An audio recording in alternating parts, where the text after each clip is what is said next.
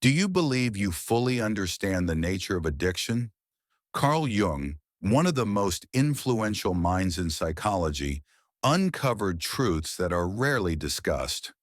In this video, you'll discover why you might feel stuck in harmful cycles and how these patterns could be steering your life without you even realizing it. This is the psychology behind addiction, and Jung's insights might completely change how you see it. Prepare yourself to confront the most shadowed parts of the human mind. Have you ever asked yourself why some individuals become deeply attached to their addictions while others seem unaffected? Is it really just a matter of willpower? Jung argued that addiction wasn't merely a moral failing or weakness of character. What if it were actually a sign of something much more profound? A desperate need to fill an inner emptiness. When we try to run from emotional pain, what we're often doing is trying to recover something we've lost. Could it be that our harmful habits are actually unspoken cries for direction and meaning? This perspective is powerful.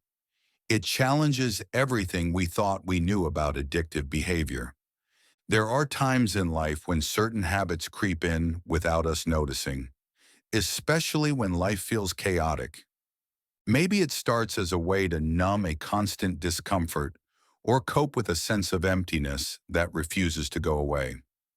Eventually, what once seemed like a harmless relief turns into a routine, and before we know it, we're caught in a destructive loop. We chase comfort, a fleeting sense of peace, but instead find ourselves stuck in patterns that drain us. And so we're left with a deeper question: what lies at the root of this cycle? Why do we continue returning to what we know harms us? The truth may lie deeper than we expect. Often these behaviors are mirrors of unresolved pain, attempts to fill spaces within us that feel unfillable. It's not simply about seeking pleasure or temporary distraction. It's about longing for purpose, about trying to reconnect with something we feel we've lost. Even when our actions look self-destructive, deep down, they may be symptoms of a hidden journey toward meaning, attempts to soothe pain we haven't even fully identified. Every addictive behavior carries a hidden narrative, one of separation and inner struggle. And only by understanding that can we begin to address what's really happening. Seeing it clearly changes everything. It's not just about breaking a habit, it's about recognizing the pain that drives it.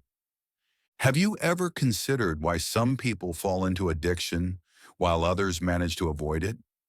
What is it about that overwhelming need to escape reality? Is it simply weakness, or is there a deeper layer that most people fail to perceive?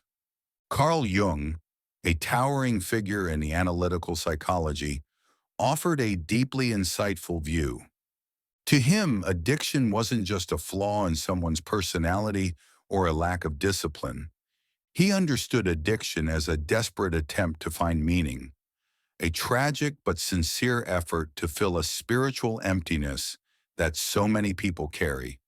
And what if, just what if, addiction is actually a failed effort to transcend the ordinary? It may sound unusual, but perhaps those stuck in damaging patterns are really seeking something sacred, something that brings order to the chaos of daily existence. Jung believed that, at their core, those struggling with addiction weren't merely trying to escape pain, they were reaching for something beyond themselves, something that rose above the ordinary. How often do we pause to consider this? How many have ever reflected on the idea that addiction could stem from a lack of deeper meaning or purpose in life? This perspective shifts everything.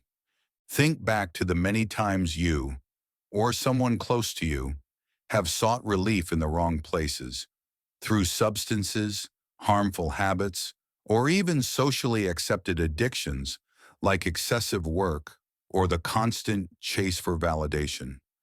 The real issue isn't just the addiction itself, but the deeper truth it's trying to conceal. Jungian psychology urges us to go beneath the surface and ask, what is it that we're truly seeking? If this question has ever crossed your mind, maybe you're already on the path. After all, who hasn't wrestled with inner conflict? And how many of us are still stuck in that battle without even noticing it? According to Carl Jung, addiction carries a much deeper weight than most people realize. He saw it not as a sign of weakness or simply a harmful behavior, but as a misguided attempt to fill a spiritual or existential void, one that many carry silently throughout their lives. Before we go on, I'd like to invite you to subscribe to the channel and join this journey of reflection and transformation. By subscribing, you become part of a thoughtful community, people who are searching for meaning in an increasingly complex world. Addiction isn't just about escaping stress or avoiding discomfort. At its root, it's about trying to reconnect with something higher, something that gives our existence deeper value. It often begins when someone fails to find meaning in a world that feels hollow or disconnected from what really matters. Picture someone who, after a long, exhausting day, pours a drink to feel better. What are they really trying to soothe? For Jung, this wasn't just about the temporary ease alcohol provides. It was a deeper, almost spiritual attempt to transcend suffering, to reconnect with something that brings genuine peace. But instead of finding that peace through reflection, self-awareness, or spiritual practices, people often turn to habits that only widen the emptiness inside. In Jung's view, addiction is a misdirected search for wholeness.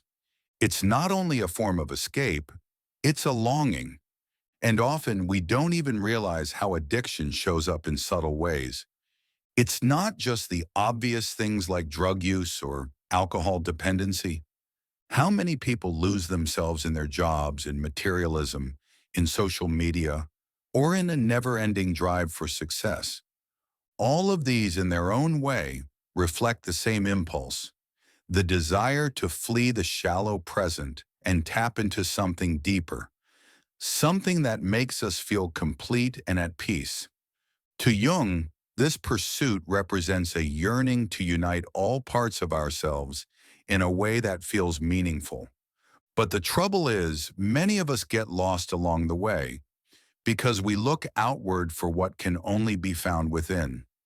When we attempt to fill a spiritual emptiness with external fixes, we drift further and further from our true selves. At this point, teachings like Stoicism and the journey of personal development become powerful tools. Stoicism, for instance, reminds us that what we seek externally already exists inside us. Philosophers like Marcus Aurelius emphasize the value of embracing hardship and embracing simplicity as a way to find real peace, the kind that only lives within. When we embrace who we truly are and stop running from our fears, addiction begins to lose its grip on us. That restless pursuit of transcendence is something all of us, in one way or another, have felt. But what if, instead of channeling our energy into addictive behaviors, we used it to engage in practices that genuinely foster connection and self-awareness? Jung believed that turning inward is the key to understanding and integrating the hidden parts of ourselves, what he called the shadow. Through meditation, introspection, and spiritual disciplines, we can rise above our suffering without falling into habits that lead us further from our authentic selves. So let me ask you, what are you really looking for in your everyday routines? Could it be that you're trying to fill a void that only reconnecting with your true nature can heal? According to Jung, both addiction and the shadow reveal profound, often unsettling truths about human nature. The shadow represents the parts of ourselves we'd rather keep hidden, emotions, impulses, and desires that we see as unacceptable. But repressing these parts doesn't make them vanish. In fact, the more we try to deny them, the more powerful they become, often showing up in the form of addictive behavior. Jung viewed addiction as a symptom, a signal that we're suppressing important aspects of our psyche. These ignored elements don't just fade away. Instead, they quietly influence us, often in harmful and unconscious ways. Picture the shadow as a silent companion, always present even when we pretend it isn't. When we refuse to face this darker side, it starts to creep into other areas of our life. Take someone who buries their anger or resentment. They might, without realizing it, turn to alcohol or substances to escape emotions they haven't processed. Of course, that relief is short-lived. It actually strengthens the very urges they're trying to silence. And so the destructive cycle continues. The more we try to outrun our suppressed feelings, the deeper we fall into the addictive trap. In Jung's view, addiction is a misguided confrontation with the shadow, one that exacerbates the issue instead of resolving it. The real path to healing lies in bringing the shadow into the light, acknowledging the parts of ourselves we fear, and accepting them as part of our whole being. When we stop avoiding and start facing these repressed elements, their power to harm us fades, and they can be woven into our identity in a healthy, conscious way. Imagine someone with a deep, unacknowledged need for control who becomes drawn to gambling, subconsciously trying to master a chaotic life. In a mindful, safe space, recognizing and working through that need can loosen the addiction's hold. To integrate the shadow is to take a brave journey inward. It means owning the traits we tend to hide, the ones that make us feel ashamed or vulnerable. But once we bring them into the light, they no longer dominate us from the dark. Jung taught that facing the shadow doesn't just lessen its weight, it transforms it into inner strength.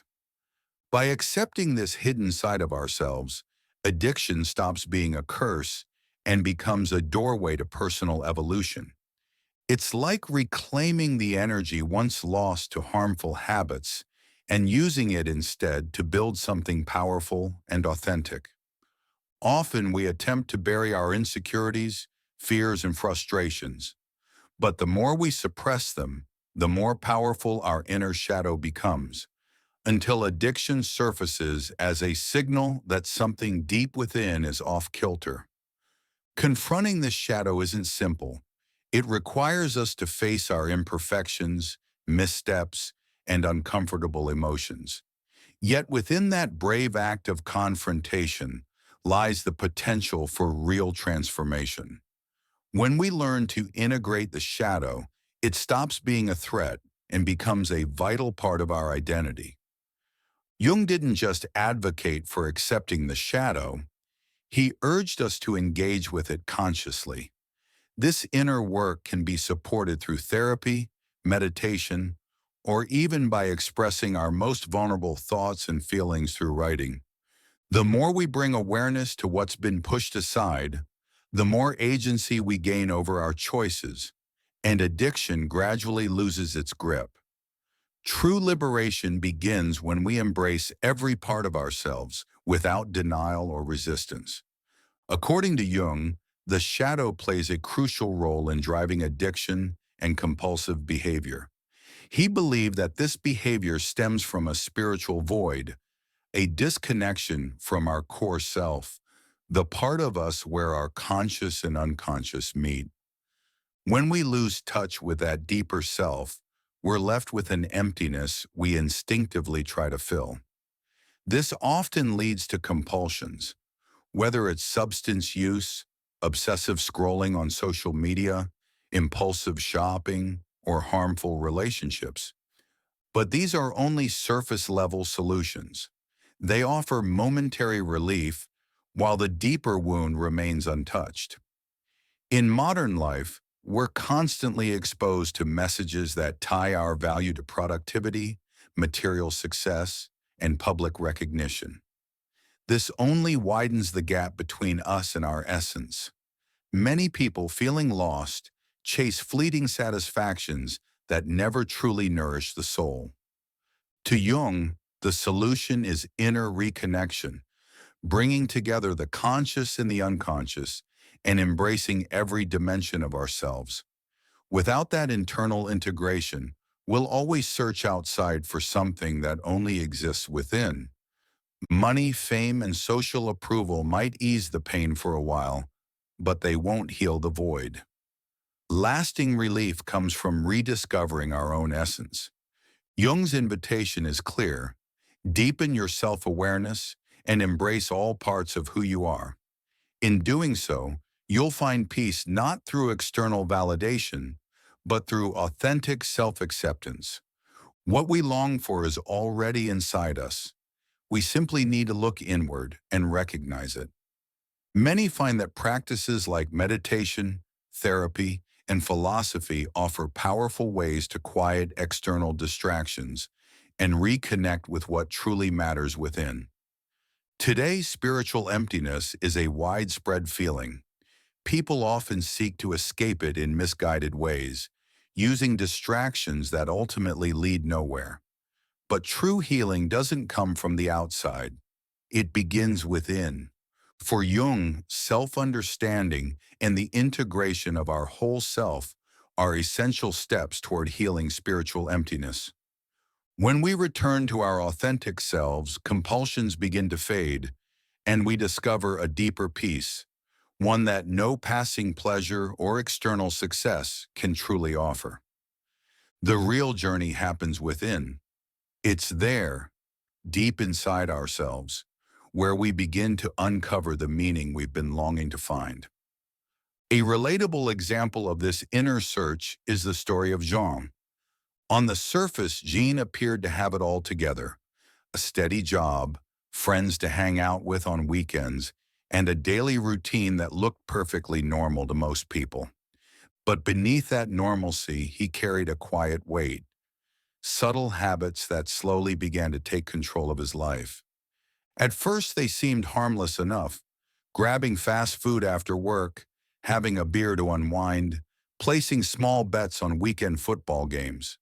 These little indulgences felt like stress relief, but over time, those minor escapes morphed into something more serious: a silent addiction that gradually spread across every part of his life. What began as a casual drink turned into nightly heavy drinking. The occasional bet became a compulsive habit. Junk food became his go-to diet.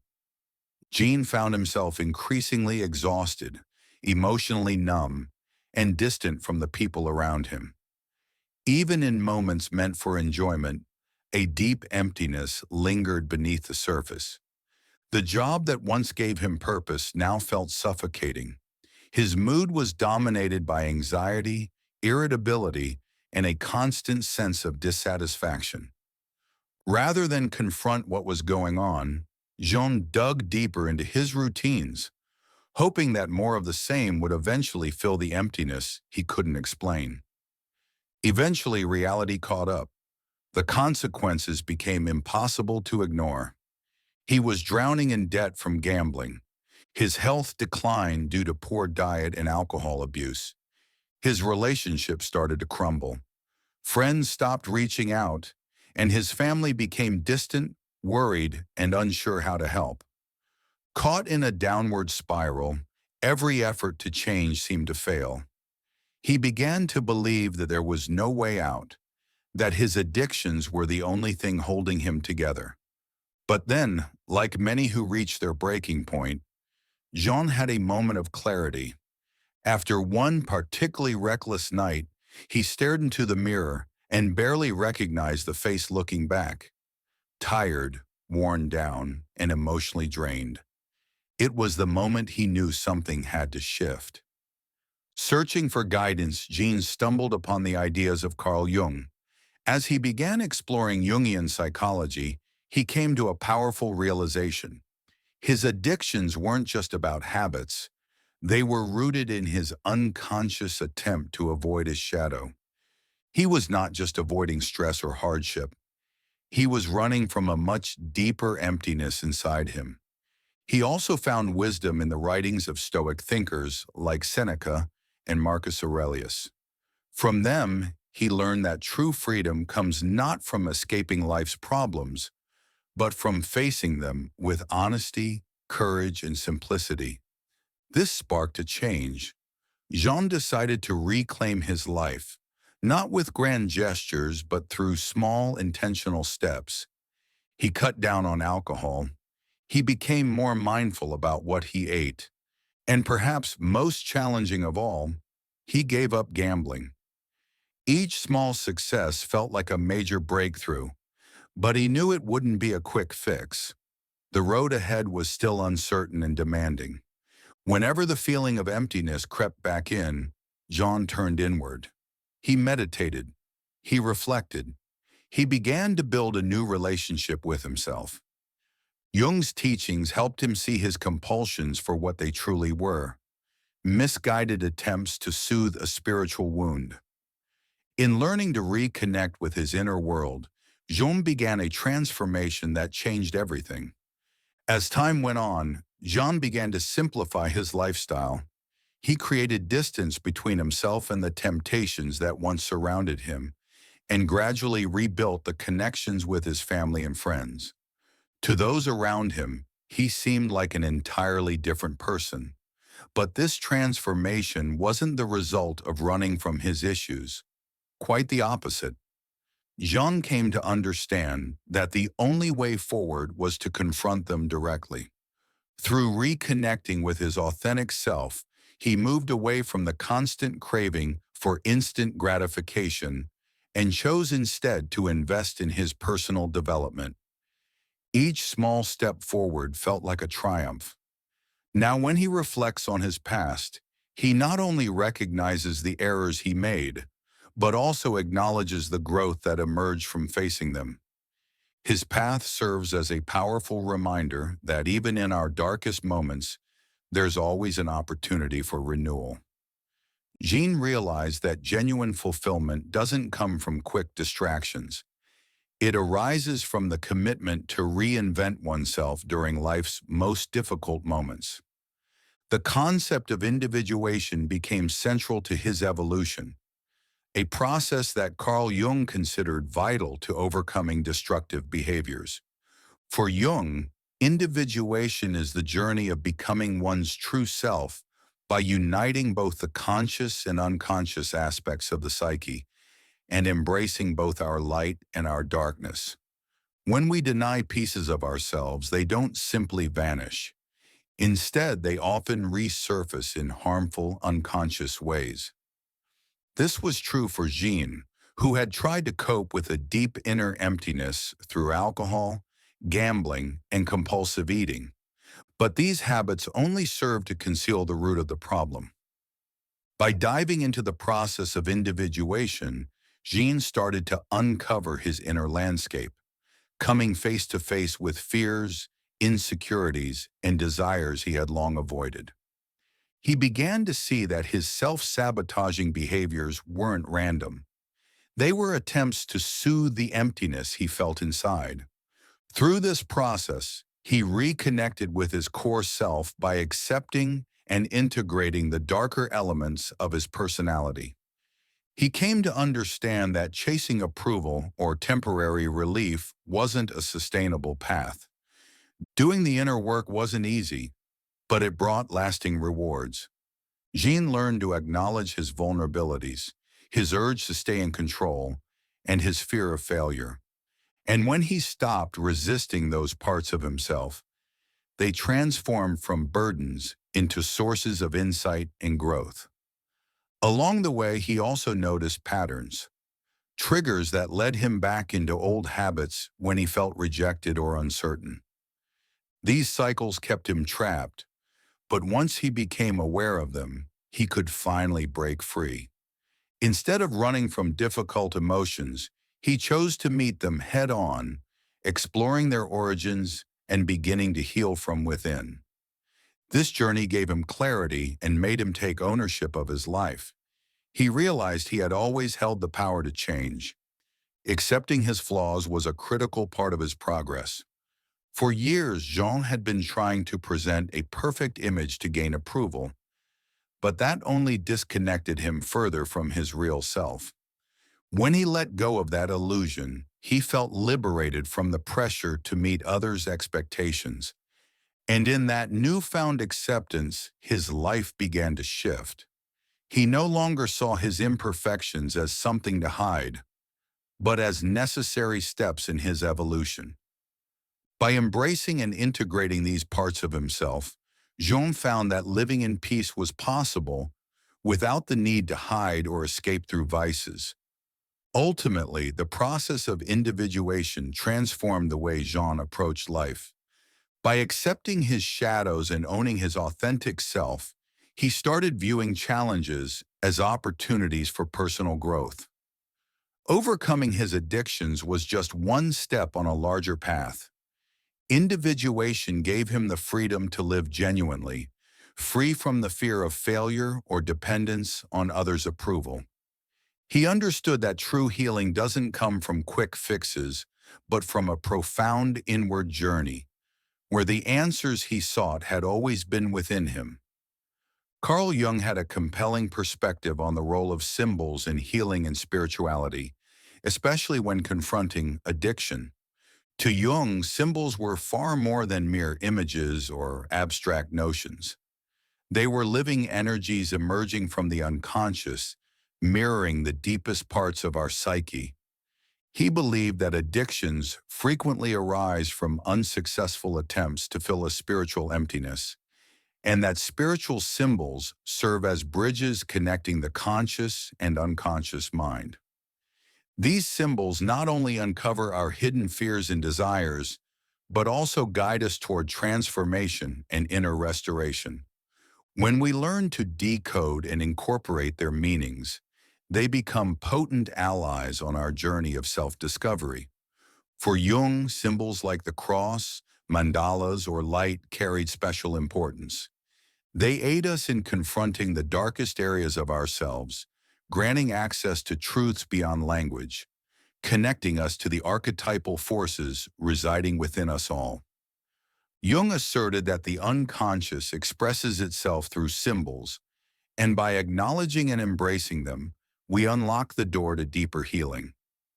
In this light, addiction stops being merely a destructive pattern and instead becomes a, often painful, quest for fulfillment and spiritual connection. Symbols thus offer a way to redirect that search towards something more meaningful. Among the symbols Jung explored, the tree stands out with special significance, representing growth, deep roots, and transformation. Just as a tree requires strong roots to reach for the sky, we must face our shadows and inner demons to achieve spiritual growth. He famously said, "No tree can reach heaven unless its roots touch hell." This concept reminds us that overcoming addictions and compulsions demands confronting and integrating the darkest facets of our psyche. Spirituality here is not a form of escape, it's a path of transcendence, with symbols serving as guides along the way. In Jean's life, symbols played a vital role. After reaching his lowest point, he turned to spirituality in search of meaning. Symbols and archetypes became powerful tools that helped him make sense of his journey. For example, the archetype of the hero seeking redemption inspired him to view his addictions as part of a process of personal evolution. Like the heroes found in myths and legends, Jung confronted his inner monsters and discovered the strength to break free. Spiritual symbols helped Jean reconnect with the sacred, filling the emptiness he once tried to dull through harmful habits. Gradually, he came to see his struggles not as punishments, but as chances for growth and self-understanding. That spiritual bond was life-changing, enabling him to conquer his addictions and discover a deeper sense of purpose. For Jung, spiritual symbols bring clarity and meaning to the turmoil within. For Jean, these symbols served as beacons guiding his path of personal transformation.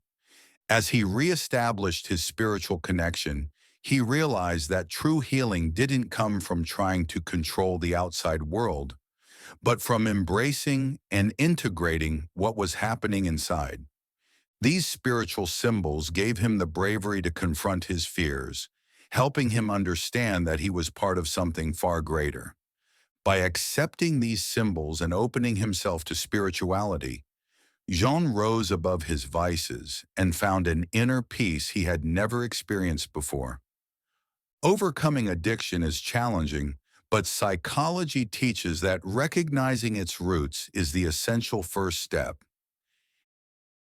Have you ever thought that discovering a meaningful purpose could change everything? I want to take a moment to sincerely thank you for making it this far. Truly, it's a privilege to have you with me on this journey. When we began exploring addiction and the depths of the human mind from this angle, maybe your expectations were modest. But look how much ground we've covered. You stayed engaged until the very end, immersing yourself in each idea and reflection. And that speaks volumes about who you are.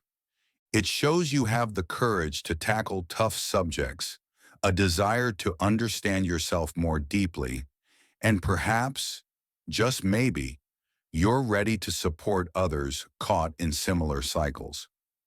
Let me share a story with you. A friend once told me that facing your shadows is like walking through a dark tunnel, unsure if you'll find the exit or be trapped in darkness forever. Yet he discovered that if you keep moving forward, even when you can barely see ahead, eventually the light appears. Perhaps the same is true for you. If you've come this far, it means you've already taken those first steps. And I'm here to remind you, you are not alone on this journey. Continuing to search, question, and explore the deepest parts of your mind is a sign of strength, never weakness. Know that you belong to a community of individuals unafraid to look inward, and that is a powerful thing. Thank you for being here, for listening and reflecting. I hope this video has been more than mere content. I hope it serves as an invitation to a fresh chapter in your life. If it touched or inspired you in any way, please share your thoughts in the comments. I want to hear your story because at our core, we're all learning from each other. Until the next video. And remember, you are much stronger and more capable than you realize. See you soon.